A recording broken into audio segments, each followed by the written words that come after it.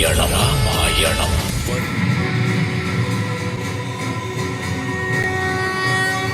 தேவர்களே, உங்களுக்குள் உள்ள சதி திட்டத்தை இப்பொழுது நிரூபித்து விட்டீர்கள். நீங்கள் என்னை கண்டு நீங்கள் பயந்து விட்டீர்கள். உங்கள் ஒருவரையும் உயிரோடு விட மாட்டேன்.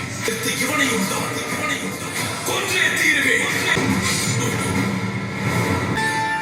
வருணதேவா, என்னிடம் பரசுராமர் அளித்த நாராயணரின் சக்தி வாய்ந்தவில்லை தம்மிடம் ஒப்படைக்கிறேன். தர்மத்தை காக்க எப்பொழுது இது தேவைப்படுகிறது அப்பொழுது பெற்றுக்கொள்ள எனக்கு அனுமதி வேண்டும். அக்னி ஆயுதம்.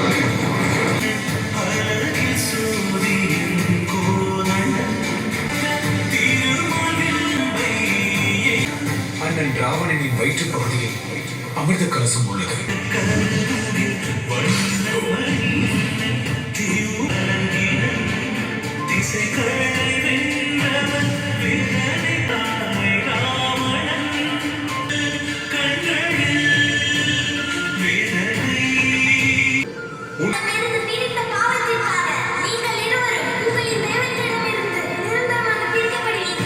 பூவுலகத்தில் நீங்கள் எடுக்கும் 3 பிறவிகளில் நானே உங்களுக்கு முக்தி அளிப்பேன்.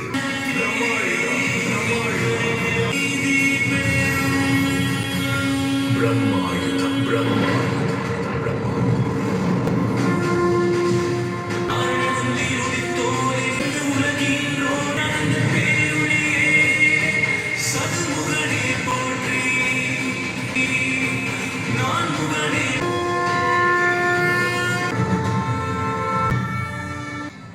அங்கு வைத்து அவனை அழித்தால்தான் பிரம்மாயுதத்தின் சக்தியால் உலகிற்கு எந்த தீங்கும் நேராது.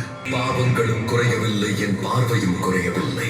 அநீதி எவ்வளவுதான் தலைவிரித்து ஆடினால் நீதி வழியில் செல்லக்கூடியவன் அநீதியின் கண்களை பார்த்துதான் தாக்குவான்.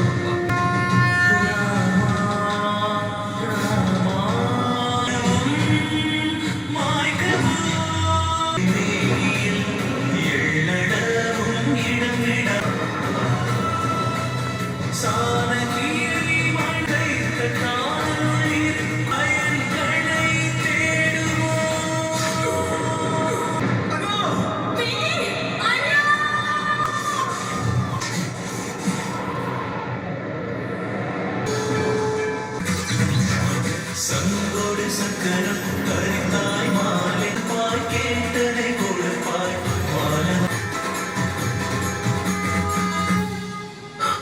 ராமா ராமா ராமா ராமா. முக்கோடி வாழ்நாளும் யாராலும் தவறம்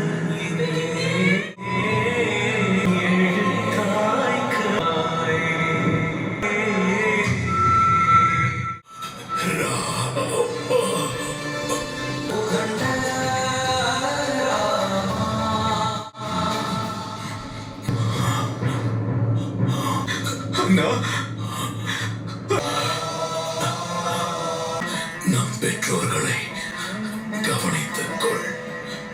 நீண்ட ஆயுளோடு வாழ்வாய்.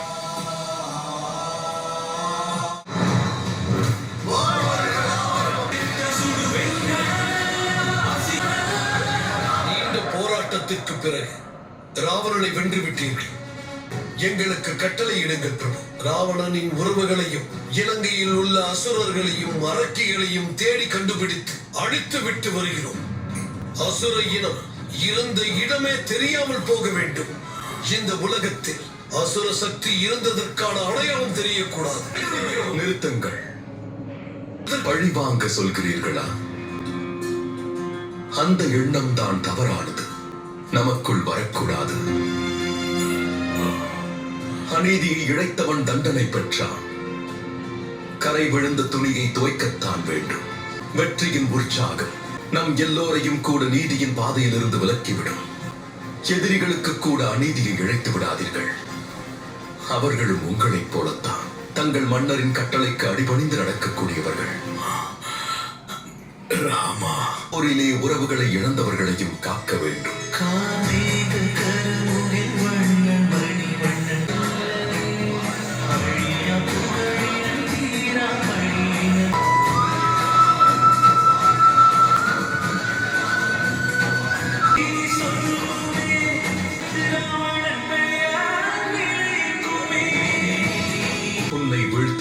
தேவர்கள் சதி செய்ததாக நீ நினைத்தாய்.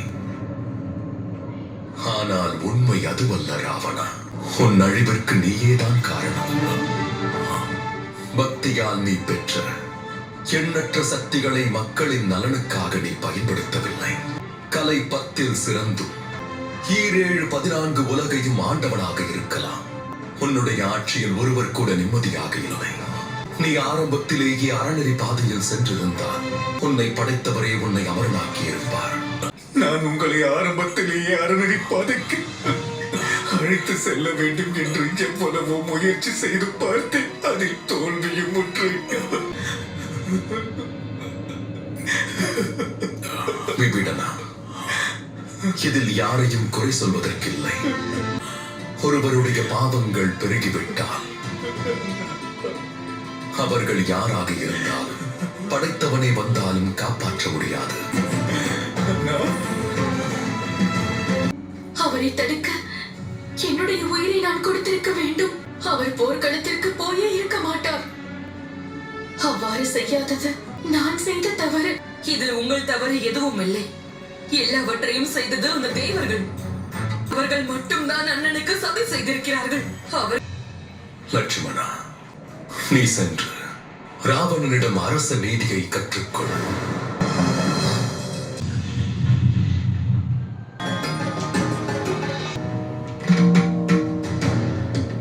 என் அண்ணன் உன்னை ஞானி என்று கூறுகிறார். ஆகையால் அவர் அறிவுரையின்படி உன்னிடம் அரசு நீதியை கற்றுக்கொள்ள வந்தேன்.